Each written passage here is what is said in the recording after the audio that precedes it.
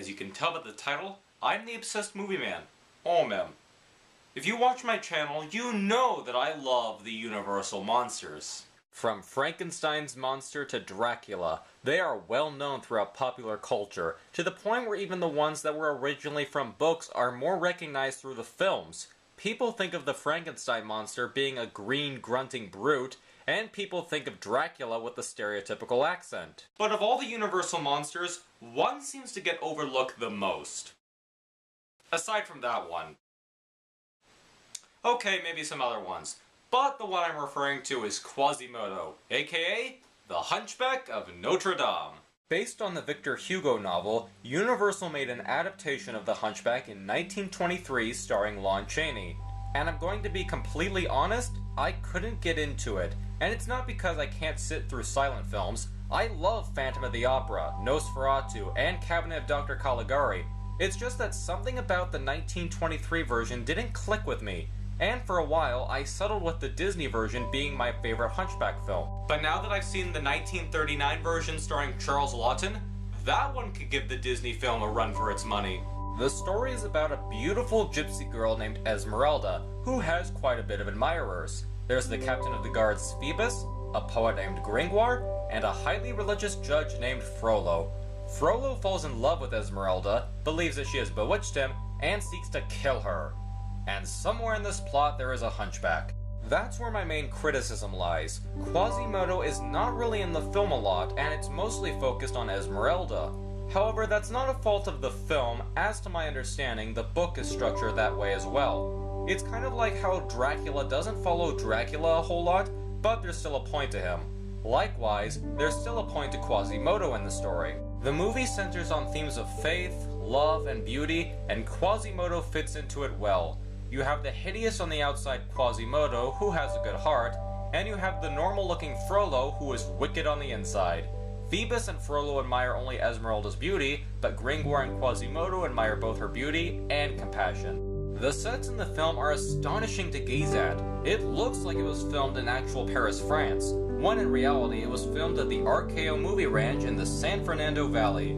Van Ness Paul constructed the Paris sets with the cathedral standing 190 feet high. The doors to the cathedral that were used were the same ones used in the Lon Chaney film. Isn't that neat? Paul would go on to be nominated for an Oscar for his work on Citizen Kane. Seriously, there was so much detail put into this film that the sound of the bells in the film were recordings of the actual bells in Notre Dame. Kudos to the man in charge of the sound, John Alberg, who coincidentally was nominated for an Oscar for this film, along with Alfred Newman for the musical score.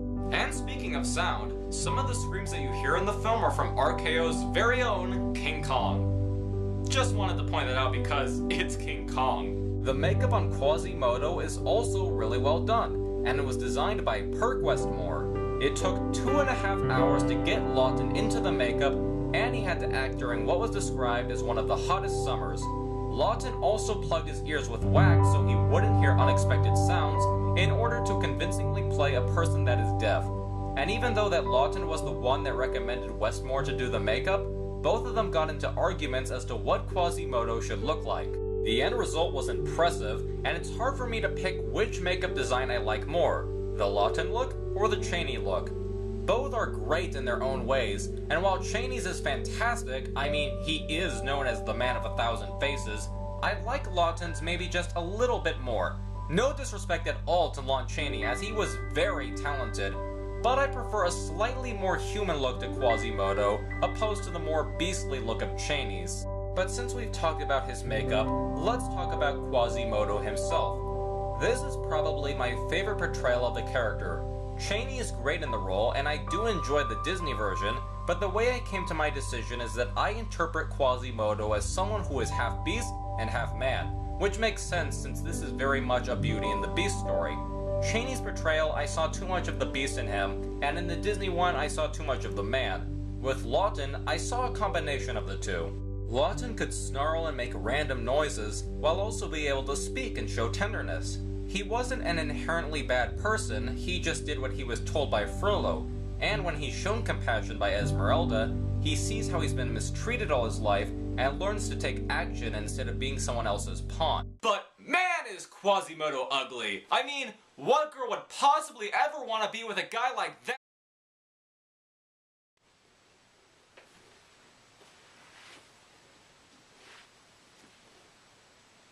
Why was I not made of plastic like thee? Maureen O'Hara plays Esmerelda in this film, and this was her American film debut. Charles Laughton and her worked together before, and he was the one who suggested her for the role. And he was right. She was really good in it. She's compassionate, selfless, inquisitive, brave, and many other boringly vague attributes. Jokes aside, while Esmerelda is a simplistic character, she's still a character that I liked. I felt terrible when she was framed for murder, I felt sorry that she married a man that she did not truly love, but I admire that she did the deed to save the man's life. I've stated before that I don't have a problem with simplistic characters if they are done right, and especially if they are acted well, and Maureen O'Hara does that. It also helps that if you put that simplistic character through hell, and that's what this film does. And who puts her through hell? None other than Frollo. Frollo, what a cool character. He's condescending to Quasimodo, crushes ants, has soldiers whipped, sings an awesome song, and... Wait, that's the wrong Frollo. Sorry, my mistake. Who was this guy again? Okay, this is not a terrible performance. I mean, it's Sir Cedric Hardwicke, but there's an aspect of the character that annoys me, and that is his lack of interaction with Quasimodo. A great thing about a hero and a villain is the interaction between the two. You could make the argument that Esmeralda is the hero, but I don't buy that as she's not the title character and she's not the one who defeats him in the end. The film explains the relationship between Frollo and Quasimodo in one sentence, and that's it. How cool would it have been to have seen them act in a scene together? And I mean really act. Have Frollo treat Quasimodo like a child or a dog. Not in silence, but in words and lectures. Other than Frollo glaring at Quasimodo a couple of times, you don't really get anything, and that makes the battle between the two of them at the end less impactful. And while, like I said, the performance is not bad, it's very hard to talk about it in comparison to the Disney version, which I believe is the definitive Frollo. But with that said, I like this subdued Frollo who gradually goes insane. Though not stereotypically insane, as Hardwicke still manages to keep his composure. In fact, the performance really makes me think of Alan Rickman's Snape in the Harry Potter films. I don't think I need to say any more in that regard.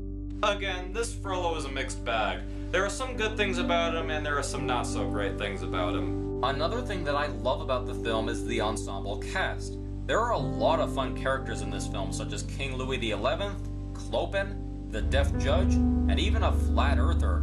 Gringoire is the only one that kind of got on my nerves, at least at the beginning of the film. As it goes on, he becomes a bit more tolerable. The crowd shots are remarkable to look at. Every actor has something to do in the shots, and not one looks confused or out of place.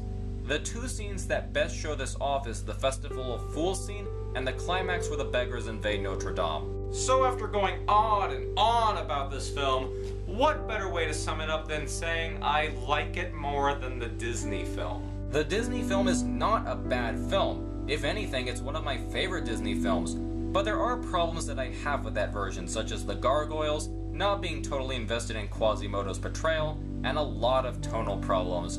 The tone with this film is fairly consistent, and I like Charles Laughton as Quasimodo, though I will admit that the Disney version has a better musical score and villain. This film, however, has breathtaking set pieces, great sound and music, amazing makeup, and wonderful acting and direction. So let this review ring loudly in your ears, and check out the 1939 version of The Hunchback of Notre Dame. Thanks, this is an O.M.M review. This is O.M.M, signing out.